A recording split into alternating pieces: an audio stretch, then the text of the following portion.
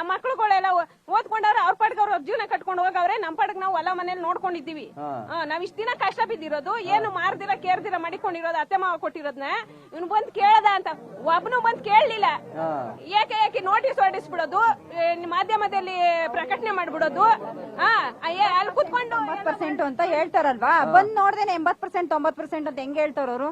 ನೋಡ್ದೆ ಮಾಡ್ದೆ ನಮ್ಗೆ ಯಾವತ್ತು ಯಾರು ಬಂದ್ ಕೇಳಿಲ್ಲ. ಯಾವ ಶಾಸಕರೇ ಆಗ್ಲಿ, ಯಾವ GPD ಇವರೇ ಆಗ್ಲಿ, ಯಾರು ಬಂದ್ ನಮ್ಗೆ ಕೇಳಿಲ್ಲ, ಯಾರು ಕೇಳಿಲ್ಲ. ಖಾತೆದಾರ ತಾನೆ, ಪ್ರತಿಯೊಬ್ಬ ರೈತನು ಖಾತೆದಾರ ಆದ್ಮೇಲೆ ಎಲ್ಲವನ್ನೂ ಕೇಳ್ಬೇಕು, ಎಲ್ಲವ್ರ ಅನಿಸಿಕೆನು ಕೇಳ್ಬೇಕು. ಯಾರಿಗೂ ಅವ್ರಿಗೆ ಬೇಕಾಗಿರೋರ್ ಅನಿಸಿಕೆ ಅವ್ರಿಗೆ ಬೇಕಾದಂಗ್ ಮಾಡ್ಕೊಬಿಟ್ರೆ ಇದ್ದವರೆಲ್ಲ ಎಲ್ಲೋಯ್ತಾರೆ. ನಾವ್ ಕೊಡಲ್ಲ, ನಮ್ ಭೂಮಿ ನಮ್ಗೆ ಕೊಡಲ್ಲ. ನಾವ್ ಇವಾಗ ಭೂಮಿ ಎಲ್ಲಿ ತಗೊಳಕಾಗುತ್ತೆ? ನಾವಿರೋ ಭೂಮಿ ಕೊಟ್ಬಿಟ್ಟು ನಾವೆಲ್ಲ ಹೋಗೋಣ?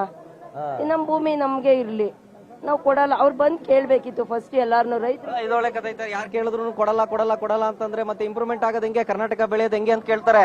ಉತ್ತರ ಕರ್ನಾಟಕದವ್ರು ಕೇಳ್ತಾವ್ರಲ್ಲ ಸರ್, ಬಂದು ಅವ್ರ ಪಾಪ ಇವಾಗ ನೋಡಿ ಎಲ್ಲಾ ಸೋಷಿಯಲ್ ಮೀಡಿಯಾದಲ್ಲಿ ಬನ್ನಿ ನಾವು ಕೊಡ್ತೀವಿ, ನಮ್ಗೆ ಇಂಪ್ರೂವ್ ಮಾಡಿದ. ಬೆಂಗಳೂರು ಎಲ್ಲಾರು ಬಂದ್ರು ಒಪ್ಕೋತಾ ಇದೆ ಜನನ್ನ. ಹೌದು, ಬೆಂಗಳೂರಿಗೆ ಜನಸಂದಣಿ ಜಾಸ್ತಿ ಆಗ್ತಾ ಇದೆ. ಇವ್ರು ಬೇರೆ ಕಡೆ ಮಾಡ್ಲಿ ಡೆವಲಪ್ಮೆಂಟ್, ಅಲ್ಲಿಗೆ ಹೋಗ ಅಲ್ಲ ಅವ್ರು ಮಾಡಿದ್ರೆ ಅವ್ರು ಬೆಂಗಳೂರಿಗೂ ನಮಗೂ ಇದಾಗುತ್ತೆ. ಉತ್ತರ ಕರ್ನಾಟಕದ ಕಡೆ ಪಾಪ ಬಂದು ಕೇಳ್ತಾ ಇದಾರೆ. 80 ಎಕರೆ 100 ಎಕರೆ ಇರೋರೆಲ್ಲ ಈ ಕಡೆ ಬಂದು ಡ್ರೈವಿಂಗ್ ಕೆಲಸ ಮಾಡ್ತಾ ಇದಾರೆ ಸರ್. ಅವರು ಅವ್ರ ಕಡೆ 80 ಎಕರೆ ಇದೆ ಜಮೀನ್, ಅವ್ರಿಗೆ ಮಾಡ್ಲಿ ಬಿಡಿ, ಒಂದು ಕಂಪ್ನಿಗಳು ಕಟ್ಲಿ, ಅವ್ರಿಗೆ ಕೆಲಸ ಕೊಡ್ಲಿ. ಮಾಡ್ತಿಲ್ವಲ್ಲ ಅವರು? ಅವ್ರ ಇಲ್ಲೇ ಯಾಕೆ ಮಾಡ್ಬೇಕು? ಇದು ಬೆಂಗಳೂರಿಗೆ ಹತ್ರ ಇದೆ. ಈ ಕಡೆ ನೋಡಿ ಕನಕಪುರ ರೋಡ್, ಈ ಕಡೆ ನೋಡಿ ಇದ್ರ ರೋಡ್, ಮೈಸೂರು ರೋಡ್ ಇದೆ. ಮಧ್ಯ ನಾವಿದ್ದೀವಿ. ಇವಾಗೆಲ್ಲ ಚೆನ್ನಾಗಿದೆ, ಯಾಕೆ ಮಾಡ್ತಾರೆ? ಇಲ್ಲೇನ್ ಡೆವಲಪ್ಮೆಂಟ್ ಮಾಡೋ ಅಂತದ್ ಏನಿಲ್ವಲ್ಲ. ಯಾಕೆ ಯಾರು ಕೇಳಿದ್ರು ಕೊಡಲ್ಲ ಕೊಡಲ್ಲ ಕೊಡಲ್ಲ ಕೊಡಲ್ಲ ಕೊಡಲ್ಲ? ಪ್ರತಿ ಹಳ್ಳಿಲೂ ಸಣ್ಣ ರೈತರು ಇದಾರೆ. ಈಗ ಹಳ್ಳಿಲೂ ನೋಡಿದ್ರೆ 10 ಎಕರೆ ಇರೋರು ಒಬ್ರೋ ಇಬ್ರೋ ಅಷ್ಟೇನೆ. ಈ ಸಣ್ಣ ರೈತರೆಲ್ಲ ಎಲ್ ಸರ್ ಹೋಗ್ತಾರೆ? 1.5 ಎಕರೆ 2 ಎಕರೆ ಇರೋರೆಲ್ಲ 2 ಸೈಟ್ ಬರಲ್ಲ ನಮ್ಗೆ. ಏನ್ ಸರ್ ಮಾಡೋದು? ನಮ್ಗೆ ನಾವ್ ಭೂಮಿ ಕೊಡಕ್ ತಯಾರಿಲ್ಲ ಸರ್, ಕೊಡಲ್ಲ ನಾವು. ಅವ್ರು ಹಳ್ಳಿಗ್ ಬಂದು ಒಂದ್ ಸಭೆನೂ ನಡೆಸ್ಲಿಲ್ಲ. ಈಗ ಬಂದು ನೀವು ಮೀಡಿಯಾದವ್ರು ಬಂದಿದೀರಾ ಅಂತ ಇಷ್ಟ ಜನ ಸೇರಿದೀವಿ. ಇನ್ ಅವ್ರು ಬಂದಿದ್ರೆ ಎಷ್ಟ್ ಜನ ಸೇರ್ತಾ ಇದ್ದವ್ ಸರ್ ನಾವು? ನಮ್ಗೆ ಯಾವ ಗೌರ್ಮೆಂಟ್ ಕೆಲ್ಸನೂ ಬೇಡ, ನಮ್ ಭೂಮಿ ದುಡಿಮೆ ಹಂಗಿದೆ. ಈಗ ಎಷ್ಟು ದುಡಿತೀರಿ ಹೇಳಿ ತಿಂಗಳಿಗೆ?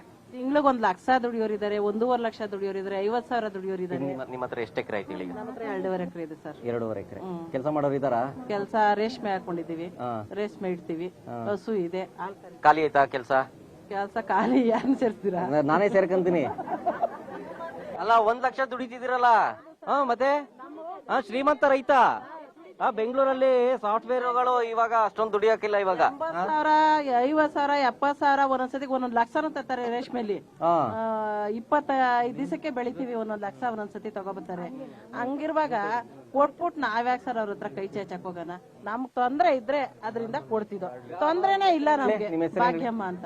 ಭಾಗ್ಯಮ್ಮ ಅವ್ರ ಏನ್ ಗೊತ್ತಾ, ಈಗ ನಮ್ಮ ತಾತನೂ ರೇಷ್ಮೆ ಬೆಳಿತಾ ಇದ್ರು. ನಮ್ಮ ತಂದೆ ಕಾಲಕ್ಕೆ ಅದು ಅವರು ಬೇರೆ ಗೌರ್ಮೆಂಟ್ ಕೆಲಸ ಆಯ್ತು, ಬಿಟ್ಬಿಟ್ರು. ಈಗ ನಾನು ರೇಷ್ಮೆ ಕಲಿಬೇಕು ಅಂತಿದ್ದೀನಿ, ಬಂದ್ರೆ ಕಲ್ಸ್ಕೊಡ್ತೀರಿ? ಕಲ್ಸ್ಕೊಡ್ತೀವಿ, ಖಂಡಿತ ಕಲ್ಸ್ಕೊಡ್ತೀವಿ, ಬನ್ನಿ.